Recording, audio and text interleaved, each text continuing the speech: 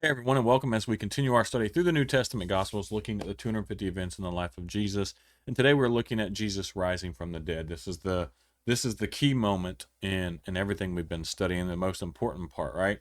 His death is important, right? It's his sacrifice was for our sins, but if he never resurrected, then it would have been pointless. And so this is the key moment of everything that's happening in here. So the wonderful thing is this is recorded in Matthew, Mark, Luke, and John. And so what we're going to look at is Matthew's account today, Matthew 28, verses 1 through 8. It says, early on Sunday morning, as the new day was dawning, Mary Magdalene and the other Mary went out to visit the tomb. Suddenly there was a great earthquake, for an angel of the Lord came down from heaven, rolled aside the stone, and sat on it. That would have been a funny thing to see. His face shone like lightning, and his clothes were as white as the snow. The guards shook with fear when they saw him, and they fell into a dead faint. I mean, they fainted. They were scared to death. I mean, literally, they scared these guards. I mean, and these were Roman guards. These guys were battle hardy. They didn't scare easily, and so they fainted. And then the angel spoke to him, and don't be afraid, he said. I know you are looking for Jesus who was crucified. He isn't here. He has risen from the dead, just as he said he would, or just as he said it would happen. Come see where his body was lying, and now go quickly and tell his disciples that he has risen from the dead, and he is going ahead of you to Galilee. You will see him there. Remember what I have told you. And verse 8 that says, the women ran quickly from the tomb. They were very frightened, but also filled with great joy, and they rushed to give the disciples the angel's message. And so, I mean, it's just a wonderful thing. And what I love about this, in Matthew, Mark, Matthew, Mark, and Luke, I point this out, is that, we talked about this early on. One of the first people that Jesus ever told that he was the Messiah and who he was, and then went and taught and preached Jesus, was the woman at the well. And so the very first people to witness Jesus' resurrection and to go and preach that Jesus had rose from the dead, or teach, or however you would, tell people, spread the message that Jesus had risen from the dead, were women. And I love this because this goes to the point. This shows the point where, a lot of times in the Christian culture, women are not elevated the way they should be, and Jesus elevated women the way they should be. And I think we need to pay attention to this stuff. I think we read over it and we just miss it a lot of times because it doesn't stand out to us. But in this day, the witness of women wasn't even accepted, right? Their testimony wasn't even accepted. And we're recording in the Bible for that time the testimony from women for what had happened. And so that is wonderful to see. And it's such an uplifting thing. And so you see the first person, or the first person to spread the message of Jesus, of who he was, right? Once he started his ministry, was the woman at the well. And then the same thing happens when he rises from the dead.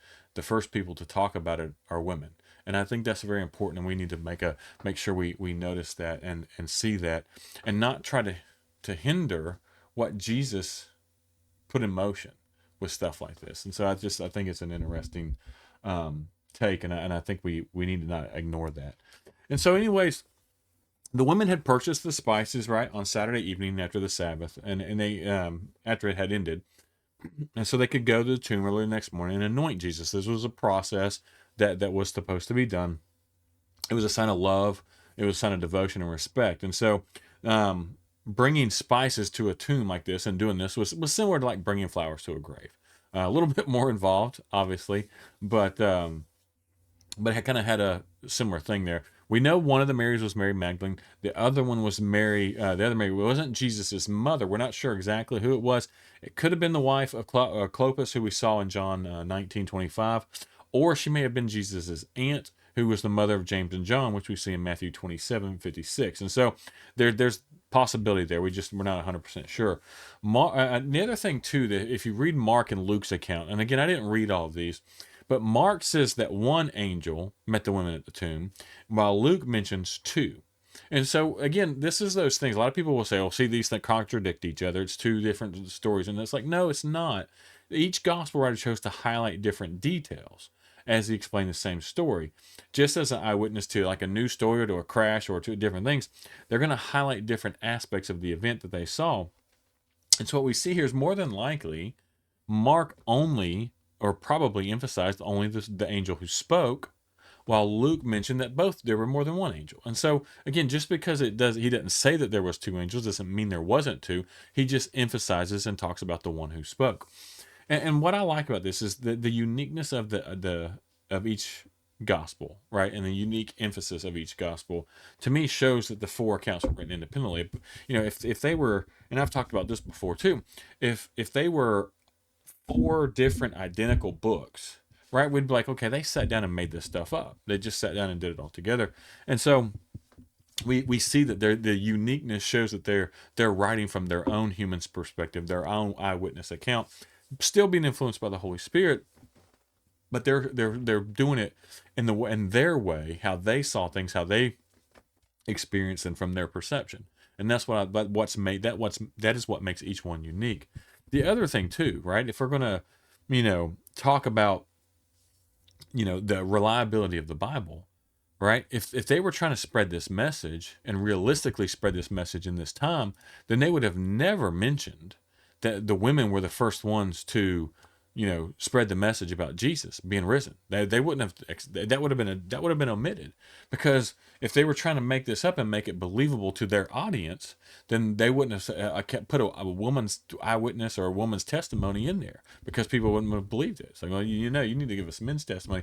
And so again, that to me, that even shows how much more this is unique, because again, if there was something they were making up for their time period, they wouldn't have put that in there, and they also wouldn't have put the things in there that made them look bad, right? All you look at what happened with Peter and everything that happened with Peter, and all the things that make them look bad. If they're making it up, if you're making a story up, you're not going to make things up to make you look bad. You're going to make yourself look good. And so I think that's another important aspect that we see here. And so now in Luke, he mentions that one of the angel made special mention that they needed to talk to Peter, and made special mention of Peter.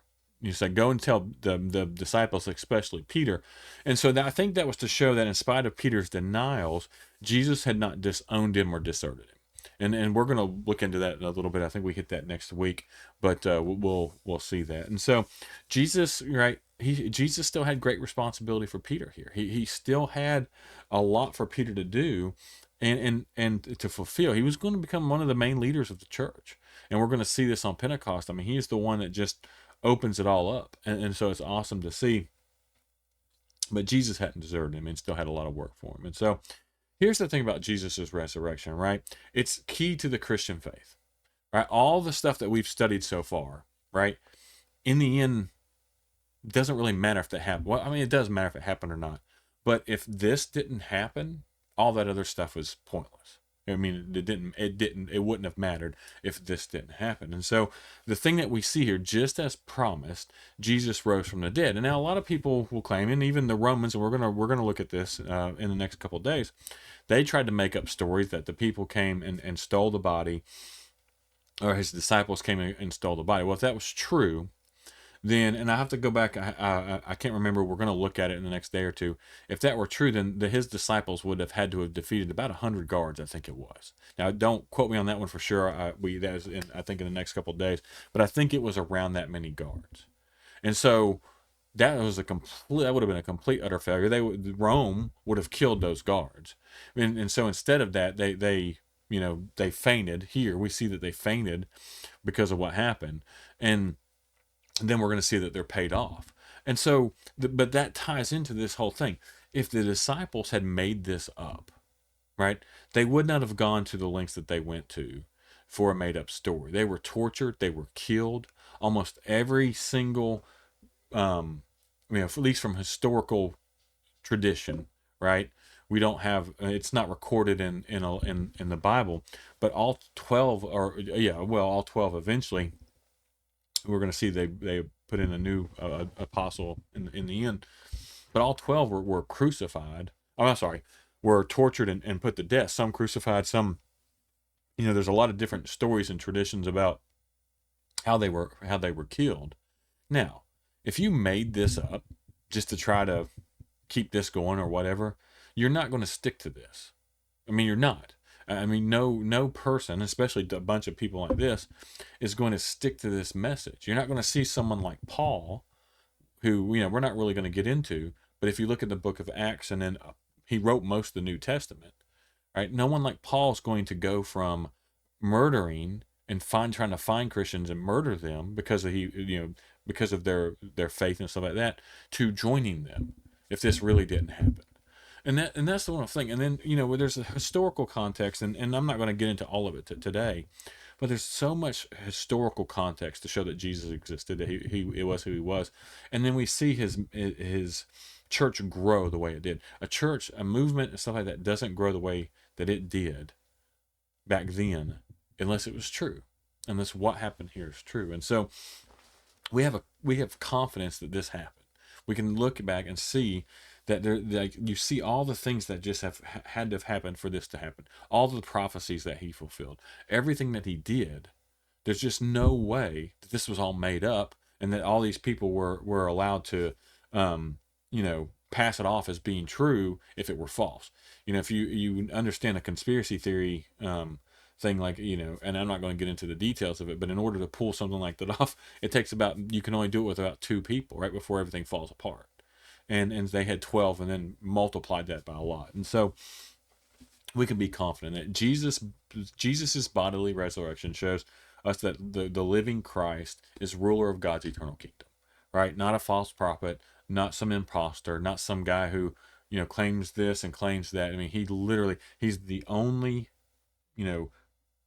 person that we see, God figure that we see, who actually did all the things that he claimed he was going to do, and did them.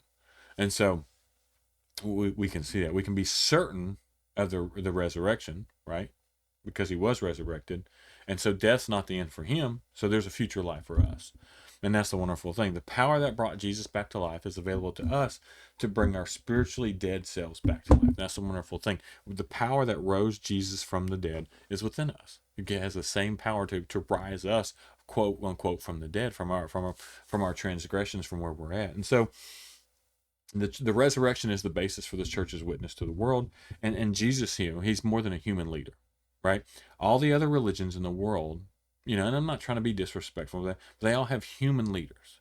They all have human people who, are prophets or claim to be prophets, who wrote some things or do this, that. But he was more than just a human leader. He was the Son of God. And that's proven through his resurrection. It's proven through all the things that he did.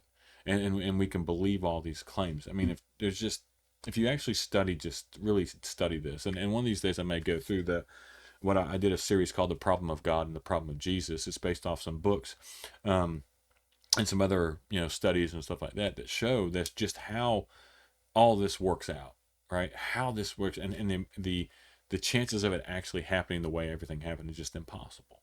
And so, I mean, one of these days, I think we'll dive into that and do that study. But I just want you to understand how important this is, and you can have confidence in that this happened, right? This isn't I hope it happened, or anything. This happened. Jesus did rise from the dead. That's why we have the messages we have today. That's why we have. If it was a false claim, if he, the message wouldn't have. There was a bunch of people who claimed to be the leader or the Messiah and stuff like that, and they were killed off, and no one knows anything about their movements. And so we know about Jesus because he truly did resurrect from the dead. As always, I appreciate everyone for watching. I appreciate those who have taken the time to come along this. I think this is day 241. So I think we're going to end up hitting about, it's 250 events. I think we're going to hit 254 days all total as we go through this. But, I really do appreciate everyone who's been watching and tagging along and following this series and commenting and encouraging and the discussion. That's been good. So I really do appreciate that. If you haven't subscribed to our channel, please do that, because we're going to try to do some other studies like I just mentioned, going into some deeper stuff, and we'll look at. But as always, I appreciate everyone for watching.